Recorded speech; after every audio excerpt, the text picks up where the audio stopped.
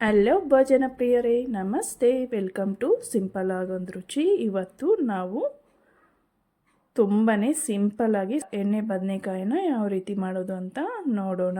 ತುಂಬಾ ಟೇಸ್ಟಿಯಾಗಿ ಬಾಯಲ್ಲಿಟ್ಟರೆ ಹಾಗೆ ಕರಗೋಗುತ್ತೆ. ಹಾಗೆ ಬಿಸಿ ಬಿಸಿ ಅನ್ನದ ಜೊತೆ ಇದನ್ನು ಹಾಕ್ಕೊಂಡು ತಿಂತಾಯಿದ್ರೆ ಎಷ್ಟು ತಿಂದರೂ ಸಾಕಾಗಲ್ಲ, ಅಷ್ಟು ರುಚಿಯಾಗಿರುತ್ತೆ. ಇವಾಗ ಹೇಗೆ ಮಾಡೋದು ಅಂತ ನೋಡೋಣ. ನಾನಿಲ್ಲಿ ಅದಕ್ಕೋಸ್ಕರ ಈ ರೀತಿ ಬದನೆಕಾಯನ್ನು ತಗೊಂಡು ಹುಳ ಏನಾದರೂ ಆಗಿದೆಯಾ ಅಂತ ನೀಟಾಗಿ ಒಂದು ಸಲ ನೋಡಿಕೊಂಡು ಇಟ್ಕೊಳ್ಬೇಕು. ಈಗ ಬದನೆಕಾಯನ್ನು ತಗೊಂಡು ಒಂದೊಂದಾಗಿ ಈ ರೀತಿ ಕಟ್ ಮಾಡಿ ಇಟ್ಕೊಳ್ಬೇಕು. ನಾನಿಲ್ಲಿ ತೋರಿಸ್ತಾ ಇರೋ ಹಾಗೆ ಕಟ್ ಮಾಡ್ಕೊಳ್ಬೇಕು. ಪೂರ್ತಿಯಾಗಿ ಕಟ್ ಮಾಡಬಾರ್ದು. ನೋಡಿ, ಹೀಗೆ ಕಟ್ ಮಾಡಿ ನೀರಲ್ಲಿ ಹಾಕ್ಕೋಬೇಕು.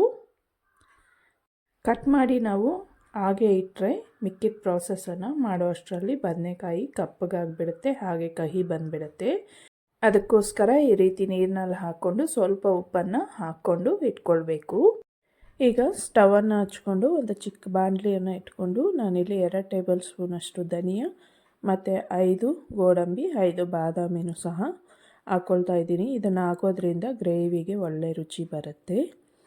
ಇವಾಗ ಇದಕ್ಕೇ ಸ್ವಲ್ಪ ಸ್ಪೈಸಸನ್ನು ಆ್ಯಡ್ ಮಾಡ್ಕೊಳ್ಳೋಣ.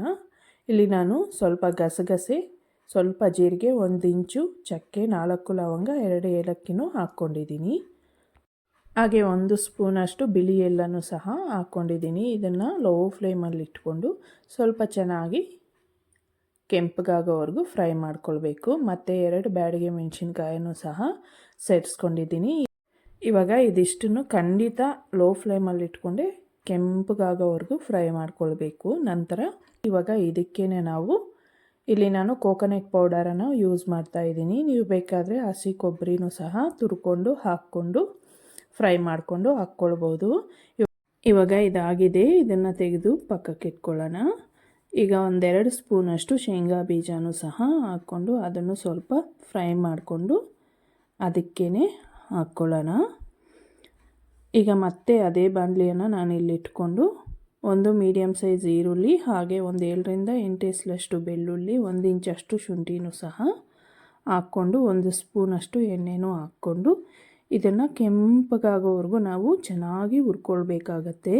ಈರುಳ್ಳಿನ ಈ ರೀತಿ ಕೆಂಪಗೆ ಹುರ್ಕೊಂಡು ಹಾಕ್ಕೊಳ್ಳೋದ್ರಿಂದ ಗ್ರೇವಿಗೆ ಒಳ್ಳೆ ರುಚಿ ಬರುತ್ತೆ. ನೋಡಿ, ಇವಾಗ ಇದಾಗಿದೆ.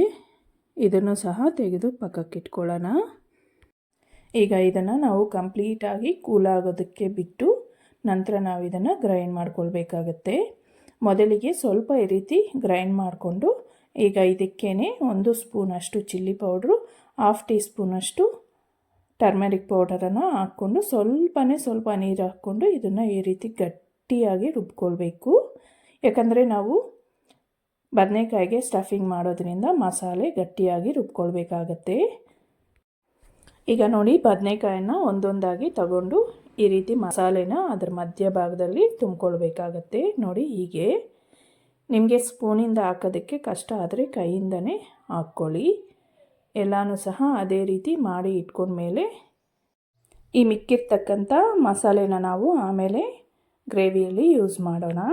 ಈಗ ಸ್ಟವನ್ನು ಹಚ್ಕೊಂಡು ಒಂದು ಕುಕ್ಕರನ್ನು ಇಟ್ಕೊಂಡು ಅದಕ್ಕೆ 3ರಿಂದ 4 ಸ್ಪೂನಷ್ಟು ಎಣ್ಣೆನ ಹಾಕ್ಕೊಳ್ಳೋಣ. ಇದಕ್ಕೆ ಸ್ವಲ್ಪ ಎಣ್ಣೆನ ಜಾಸ್ತಿ ಹಾಕಿದ್ರೇ ಚೆನ್ನಾಗಿರುತ್ತೆ.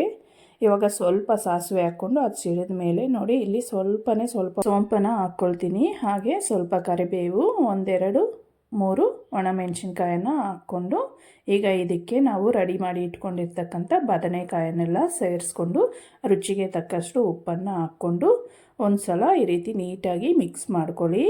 ಇದನ್ನು ಸ್ವಲ್ಪ ಎಣ್ಣೆಯಲ್ಲೇ 1-2 ನಿಮಿಷ ನಾವು ಫ್ರೈ ಮಾಡಬೇಕು. ಲಿಡ್ಡನ್ನು ಕ್ಲೋಸ್ ಮಾಡ್ತಾ ಓಪನ್ ಮಾಡ್ತಾ ಆಗಾಗ ಕಲಿಸ್ಕೊಳ್ತಾ ಫ್ಲೇಮನ್ನೇ ಲೋ ಫ್ಲೇಮಲ್ಲಿ ಇಟ್ಕೊಂಡು ಇದನ್ನು ಸ್ವಲ್ಪ ಎಣ್ಣೆಯಲ್ಲಿ ಚೆನ್ನಾಗಿ ಫ್ರೈ ಮಾಡ್ಕೊಳ್ಬೇಕು 1-2 ನಿಮಿಷ. ಈಗ ಇದಕ್ಕೆ ನಾನಿಲ್ಲಿ ಸ್ವಲ್ಪ ಹಿಂಗನ್ನು ಹಾಕ್ಕೊಳ್ತಿದ್ದೀನಿ. ಈಗ ಸ್ವಲ್ಪ ಈ ರೀತಿ ಫ್ರೈ ಮಾಡ್ಕೊಂಡ್ಮೇಲೆ ಈಗ ಇದಕ್ಕೆ ನಾವು ಆಗಲೇ ಮಿಕ್ಸಿ ಇಟ್ಕೊಂಡಿರ್ತಕ್ಕಂಥ ಮಸಾಲೆನ ಸೇರಿಸ್ಕೊಂಡು ಇದಕ್ಕೆ ತುಂಬ ಜಾಸ್ತಿ ನೀರು ಹಾಕಬಾರ್ದು. ಸ್ವಲ್ಪ ನಮಗೆ ಇದು ಗಟ್ಟಿಯಾಗಿದ್ರೇ ಚೆನ್ನಾಗಿರುತ್ತೆ. ನೋಡಿ, ನಾನಿಲ್ಲಿ 1/4 ಲೋಟದಷ್ಟು ನೀರನ್ನು ಹಾಕ್ಕೊಂಡಿದ್ದೀನಿ. ಈಗ ಇದನ್ನು ನೀಟಾಗಿ ಈ ರೀತಿ ಒಂದು ಸಲ ಮಿಕ್ಸ್ ಮಾಡ್ಕೊಳ್ಳೋಣ. ನೋಡಿ, ನಮಗೆ ಇಲ್ಲಿ ಈ ಕನ್ಸಿಸ್ಟೆನ್ಸಿ ಇದ್ದರೆ ನಮಗೆ ಬದನೆಕಾಯಿ ಬೇಯೋಷ್ಟರಲ್ಲಿ ಗಟ್ಟಿ ಆಗತ್ತೆ. ಸೊ ನೋಡಿದ್ರಲ್ಲ ಹೀಗಿರಬೇಕು.